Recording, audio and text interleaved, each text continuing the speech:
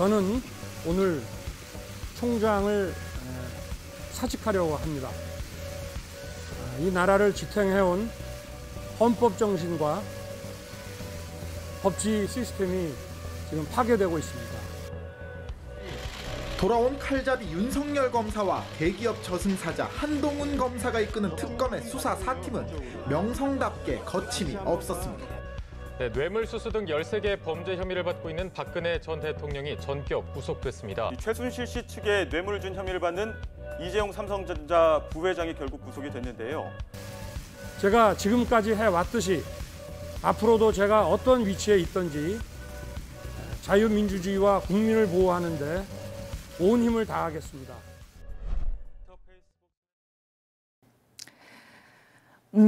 윤석열 검찰총장 사임에 붙여 그랬는데 제가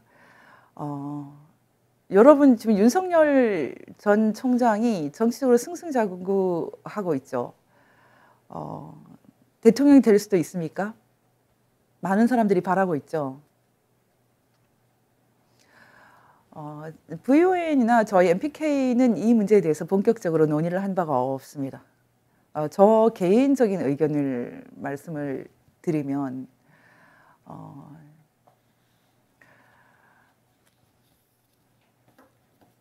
윤석열 검찰총장이 대통령이 되는 것 저 반대합니다.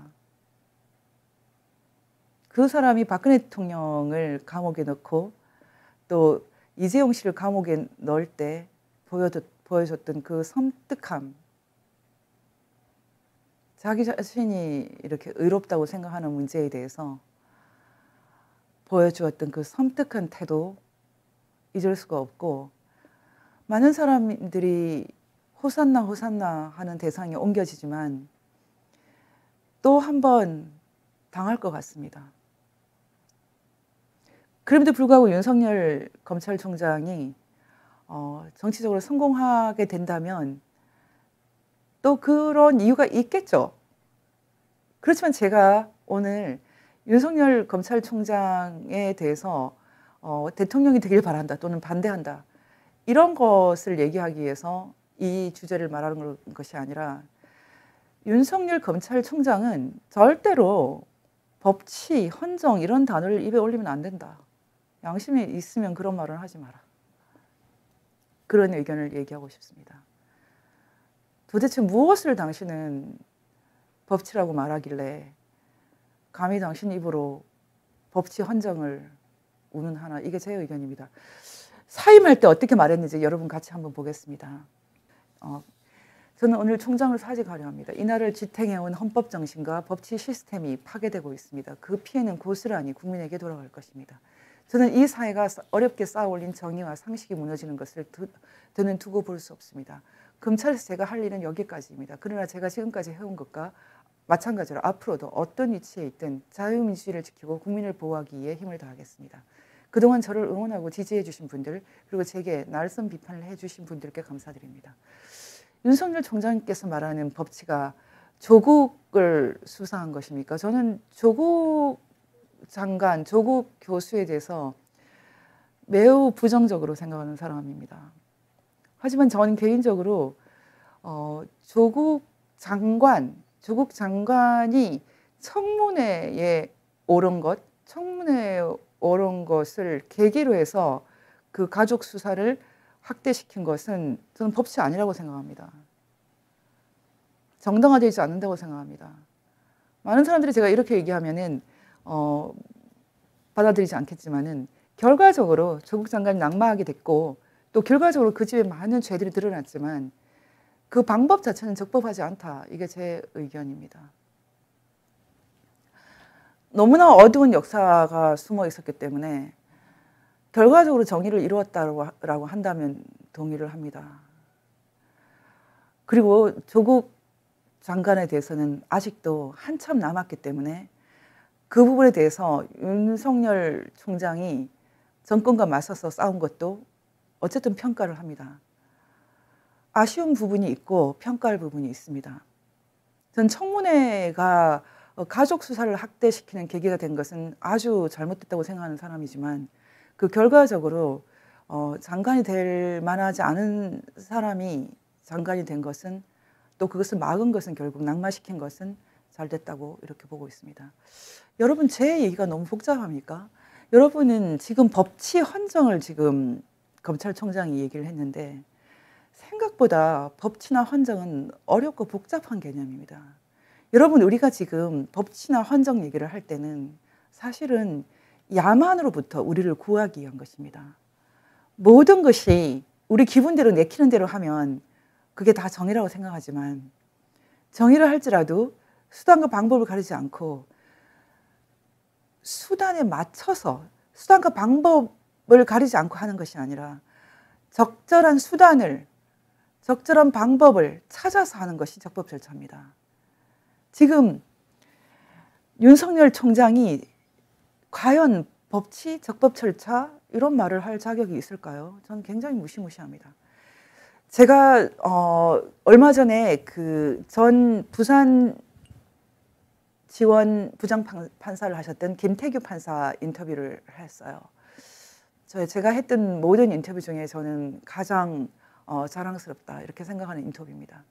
제가 이 인터뷰를 하고 났을 때 많은 사람들이 좀 단점 같은 걸 지적을 했어요. 너무 영어가 많다라고 얘기를 했는데 제가 지금 말씀드리고 싶은 것은 그 영어 단어들을 제가 한 열 몇 개를 사용했는데 반드시 쓸 수밖에 없는 이유가 있습니다. 그래서 제가 이것은 좀 전문가용 인터뷰였지만 제가 그 잡지를 만들기 위해서 굉장히 이렇게 전문적인 내용으로 인터뷰를 했지만 이 내용이 지금 윤석열 관련해서 좀 필요하기 때문에 조금은 제가 해설을 하고 넘어가겠습니다. 여러분 지금 이 김태규 판사와 얘기를 할 때 저희가 그런 얘기를 나눴어요. 전 최근에 이런 분이 한국에 있다는 것이 참 좋다 이런 생각을 했는데 그분이 얘기했던 것 중에 핵심은 뭐냐면 국정농단 탄핵의 그 탄핵을 이렇게 소추하게 된 근거가 국정농단이었거든요. 근데 국정농단이라든지 직권남용이라든지 적폐라든지 이런 것은 형법이 아니라는 거죠. 형벌이 아니다. 형법전에 없다. 그런 것을 저희가 한참 얘기를 나눴거든요. 말하자면 지금 태블릿 PC가 중요한 것도 이 태블릿 PC라는 것을 근거로 국정농단의 증거가 이것이다. 이렇게 얘기를 하면서 뭐 특별법을 만들고 특별검사를 설치하고 헌법에서 금지되어 있는데 대통령을 수사하고 소추하고 기소하고 도저히 상상할 수 없는 일들이 아주 그냥 풀코스로 일어났죠. 그런데 이 국정농단이 판사 입장에서는 왜 잘못됐는지를 김태규 판사님이 굉장히 잘 설명했거든요. 제가 그 얘기를 한참 나눴는데 조금만 그 부분은 조금만 제가 해설을 해드리겠습니다. 가령 저희가 반인도 범죄에 대한 얘기를 나눴어요. 반인도 범죄라는 것은 워낙은 뭐 1945년 2차 대전이 끝나고 나서 이 패전국들을 심판하기 위해서 만들었던 그 법적인 용어 중에 하나인데요. 이 반인도 범죄 중에서 특히 로마 조약이라고 하는 게 있어요. 로마 조약 상당히 최근에 만들어졌던 이 로마 조약은 국제 형사 재판소를 설치하게 되는 기본 기준이 되는 그런 규범인데요. 1945년 이후에 만들어진 그 반인도 범죄 개념은 전쟁법에 가깝다면 지금 이 개념은 이 국제 형사재판소의 반인도 범죄는 약간 평화시의 범죄에 가깝습니다. 근데 여러분 이 부분을 여러분이 꼭 아셔야 되는데 지금 이 범죄가 무엇을 뜻하는지를 설명하려면 많은 시간이 필요하거든요. 그래서 제가 아예 반인도 범죄를 한번 영어로 되어 있지만 한번 보여드리겠습니다. 이 반인도 범죄 일단 그 로마 조약이라는 것은 이거 국제 형사재판소의 근거가 되는 규범인데요. 이 로마 조약 일단은 5조에 보면은 이 조약은 이 재판소는 어떤 범죄를 관할한다. 이런 것이 있어요. 그 중에 하나가 제노사이드 범죄가 있고 하나가 반인도 범죄가 있고 하나가 전쟁 범죄가 있고 그리고 침략 범죄가 있어요. 김특희 판사와 제가 이 얘기를 좀 나누면서 이 중에 침략 범죄, D에 해당하는 The Crime of Aggression이라고 하는 침략 범죄는 예전에 그 2차 대전 끝났을 때는 Crime Against Peace라고 해서 평화에 반한 범죄라고 했는데 지금 이름이 좀 바뀌어서 The Crime of Aggression이라고 바뀌었는데 이 개념을 설명하는데 시간이 정말 많이 갔어요. 여러분 이 그 로마 조약의 이 표지를 보면 목차를 보면은 그래서 이 Crime of Aggression만 특별히 BIS라고 이탈릭체로 적어 놓습니다. 그 얘기는 이것은 새로 다시 했다 이 뜻입니다. 다른 말로 하면은 The Crime of Aggression이라고 하는 이 개념을 규정하는데 10년 이상 걸렸다는 거죠. 굉장히 오래 걸렸다는 거죠. 지금 그 아티클 7에 보면은 가령 그 8에 보면은 BIS라고 돼 있죠. BIS라는 것은 2010년 그 6월 11일에 다시 레졸루션을 그 결의안을 만들어서 다시 넣었다 이렇게 각주가 달려 있는데 이것은 다시 되어 있다. BIS라는 것은 BIS 라틴어로 다시라는 뜻이에요. again이라는 뜻인데 이거 잘 보시면은 이 crime of aggression이라는 이 개념, 이 정의와 이런 게 침략 범죄라는 것을 이거를 결정하는데 10년, 20년이 걸리거든요. 지금 국정농단이 이런 엘리멘트, 이 구성 요소를 결정하는 과정이 없습니다. 말하자면 국제적으로 국제법상 범죄는 이렇지만은 사실 국제법상 범죄가 아닌 범죄도 범죄 하나 새로 만드는데 많은 시간이 걸립니다. 절대 간단치 않아요. 그런데 지금 국정농단이라는 것이 어떤 정의가 있는지 가령 보십시오. 여기 Crime of Aggression 같은 경우에 이 범죄는 어떤 걸 말한다. 플래닝, 계획을 하고, 프리페이션 준비를 하고, 이니시에이션 누가 시작을 하고, 뭐 이런 식으로 이그제큐션 작성을 하고, 집행을 하고 이렇게 쭉쭉쭉 딱 이렇게 한 단어가 모두 뜻이 다르거든요. 근데 국정농단은 도대체 어떻게 하는 국정농단인지 전혀 우리가 알지를 못해요. 여러분 김특희 판사님하고 저하고 한참 나눴던 얘기가 바로 이것입니다. 태블릿 PC 하나 들고 나와서 국정농단 했다. 그냥 누가 한마디 하면은 JTBC가 한마디 하고 뭐 하태경 씨가 한마디 하면 갑자기 국정농단이라는 범죄가 하나 딱 찍혀 나오는 것? 그것이 바로 야만이죠. 윤석열 총장께 이 얘기를 하고 싶은 겁니다. 대한민국은 이미 그때 야만 상태에 들어갔다. 대한민국은 그때 이미 야만 상태에 들어갔다.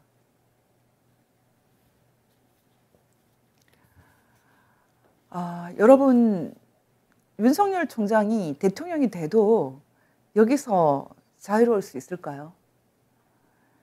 탄핵 이후 지금까지 대한민국은 이미 법치가 없고 야만 상태입니다.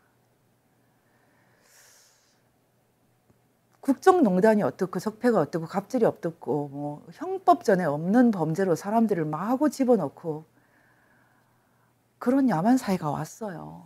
여기에 윤석열 전 총장님이 책임이 없습니까? 저는 있다고 봅니다. 대통령이 되시는 건 좋은데 되기 위해서는 철저하게 스스로 자행한 법치 파괴에 대해서 해결을 하시기를 원합니다. 제가 얘기하고 싶은 것의 핵심이 바로 이것입니다. 저희 법치자유민주주의연대 이사기도 한 노태우 변호사님이 작성한 저희의 입장을 담은 성명서를 읽고 다음 주제로 넘어가겠습니다.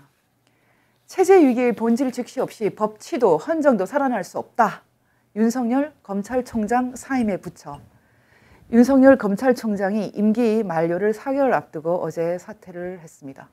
헌법 정신과 법치 시스템이 지금 파괴되고 있다면서 상식과 정의가 무너지는 것을 더 이상 지켜보기 어렵다고 사퇴 의견을 밝혔습니다. 이에 대해 김종민 전 춘천지청장은 윤 총장의 갑작스러운 사퇴로 현재 마무리 국면인 중요 수사, 원전 비리, 울산시장 부정선거 개입 등 정권 비리가 덮이게 되었고 중대범죄수사청에 대한 검찰의 반대 의견 수렴이 중단되기에 무책임한 처신이라고 비판을 했습니다. 아울러 적폐 수사, 공수처, 수사권 조정에 대해서도 책임을 물었습니다. 부정선거 문제는 안 묻습니까? 태블릿 PC 문제는 안 묻습니까? 중요한 문제죠. 이미 윤석열 검찰총장도 수사 대상을 선별하고 있었던 거죠. 헌법정신과 법치 시스템이 윤 총장 취임 후부터 갑자기 무너졌습니까? 우리는 묻지 않을 수 없습니다. 윤 총장과 그 수사팀을 초고속으로 밀어올린, 출세시킨 바로 그 세력이 조국, 추미애, 박범계를 차례로 무법부 장관으로 임명하며 검찰과 대한민국을 같이 파괴해 오지 않았습니까? 그들은 윤 총장과 검찰을 앞세워 체제를 무너뜨렸고 이제 검찰마저 죽이고 영구집권을 시도하고 있습니다. 이 나라의 야만을 불러들인 세력이 누구입니까?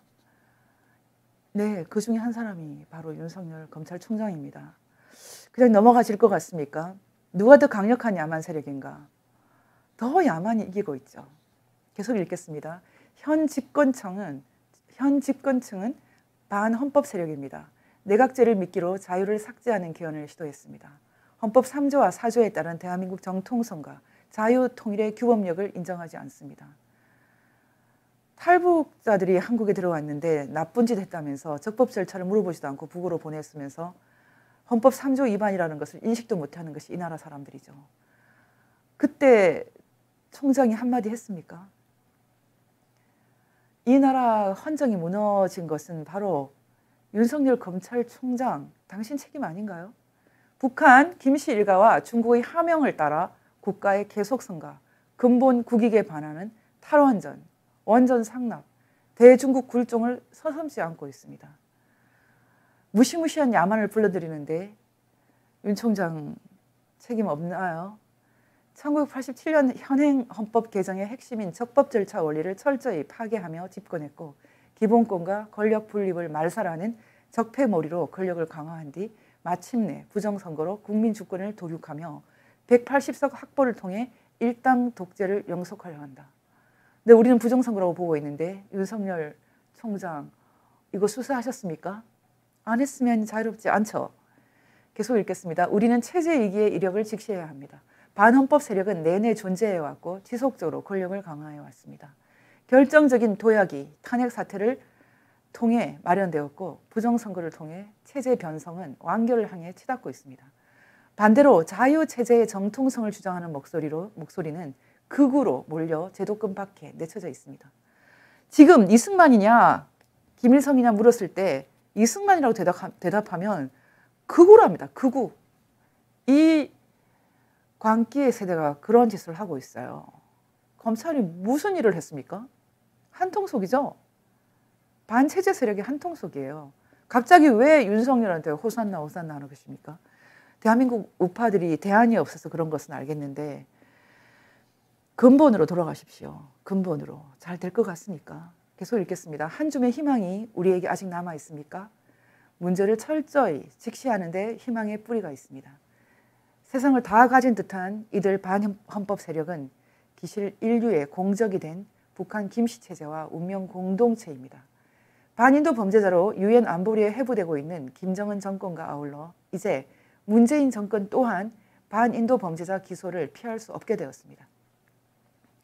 여기서 잠깐 설명을 하면 반인도 범죄라는 것은 기본적으로 국가 단위로 또는 거의 국가에 준하는 단위로 기소할 수 있습니다. 어떤 개인을 국가가 아닌 어떤 개인을 개인이 일방적으로 회부할 수 없어요. 반드시 국가와 국가 간의 일입니다. 그런데 지금 대한민국 정부, 대한민국 정권이 반인도 범죄 집단을 노골적으로 지지했고 거의 공범에 가까운 북한 인권 탄압을 같이 했기 때문에 그 사람들을 저희가 앞으로 반인도 범죄자로 기소할 것입니다. 그들은 국가기구를 찬탈하여 국가 체계적으로 김정은 체제와 보조를 맞추어 정치범 수용소 존속과 같은 반인도 범죄의 계속범 수행에 공범이 되었기 때문입니다. 말하자면 이 범죄는 70년 이상 계속되는 것입니다. 수용소만 해도 만들어진 지가 60년이 넘었어요. 그때나 지금이나 계속 지금도 있는 범죄입니다. 시효도 없습니다. 반인도 범죄는. 그런데 그 범죄를 덮자고 하고 심지어는 북한 인권운동을 방해하고 탈북자들을 핍박하고 있어요. 공범이죠. 다시 말하면 반인도 범죄는 이 국가 단위의 당사자가 대규모로 체계적으로 조직적으로 많은 사람들에게 해를 가했을 때 충족이 됩니다. 지금 이 좌익 정권은 우파들을 바보라고 생각하고 전두환 대통령을 반인도 범죄로 해부하자, 그런 미치광이 같은 소리를 하고 있습니다. 5.18에 대해서는 이제 시작돼야 됩니다. 그중에 정확하게 누가 의도적으로 어떤 경찰이 어떤 군인이 민간인을 살해했는지 적시가 되나요? 누가 언제 발표를 했고 교도소는 왜 무장으로 침탈하려고 했으며, 너무나 많은 이 무기고 탈취를 포함해서 너무나 많은 이슈가 있는데 반인도 범죄라는 말을 여기에 쓰고 있습니까? 반인도 범죄라는 말을 쓰려면 거의 6.25 전쟁, 수천만 명, 수백만 명 피를 흘린 그런 거 얘기해야죠. 지금 김일성이 무슨 항일 독립운동을 했다는 거짓말을 하면서 지금도 민족해방혁명가라고 말하는 사람들이 권력을 갖고 있는데요. 만에 하나 그 독립운동을 하면은 살인 면허가 생깁니까? 사람들 아무나 죽여도 되는 겁니까? 지금 이 악한 시대가, 악한 세태가 대한민국이 도저히 이 천벌로부터 벗어날 수 없는 그런 상황을 만들어내고 있는데, 예, 지금 이 정권이 반인도 범죄 요건을 이제 충족을 완전히 했어요. 앞으로 이 정권이 반인도 범죄 기소를 면할 수 있다고 여러분 생각하십니까? 지금 캄보디아에서 수십 년 전에 있었던 킬링필드 재판을 아직도 하고 있거든요. 지금 당장 권력을 갖고 있어서 이들이 해부가 안 될 것으로 보이십니까? 제가 못하면 제 아래 세대들이 하고 있죠. 그게 바로 전환기 정의예요. 계속 읽겠습니다. 검찰을 포함한 우리 국민 모두는 생사존망의 기로에 서 있다. 용기와 지혜를 극대화하여 자유를 누릴 것인가? 아니면 비참한 종의 멍에를 다시 매개에 대고야 말 것인가? 하늘이 주신 생명, 자유, 재산을 지키고자 하는 자여, 각자의 자리에서 최대한의 저항을 실천하자. 물거품처럼 그들의 영화가 사라져버리는 때가 닥쳐오고야 말 것이다. 2021년 3월 5일 법치와 자유민주주의 연대. 네, 저희가 낸 성명을 읽었습니다. 이승만 대통령이 다시는 종의 멍에를 매지 말자고 했는데 스스로 중국 종의 멍에를 메고 있어요. 넘어갈 수 있을 것 같습니까? 생명, 자유, 재산, 너무나 본질적인 것이죠. 그런데 이 악한 시대는 심지어 기독교 교회조차도 입만 열면 지금 신성모독을 하고 있습니다. 지금 기독교 대학의 교수라는 작자가 국립외교원 원장에 대해서 한다는 말이 북한 붕괴를 기다리는 것은 예수 재림을 기다리는 것과 같다. 어떻게 이런 망발을 함부로 할 수가 있어요? 이 시대는 정말 말 그대로 말의 전쟁, 영의 전쟁의 시대입니다. 우리 모두 조심을 해야 된다고 저는 생각하고 있습니다. 저희는 보이스 오브 더 MPK, 저희는 바로 이 무시무시한 영의 전쟁 시대에 저의 소임을 말로서 하는 전쟁을 다하고 있습니다.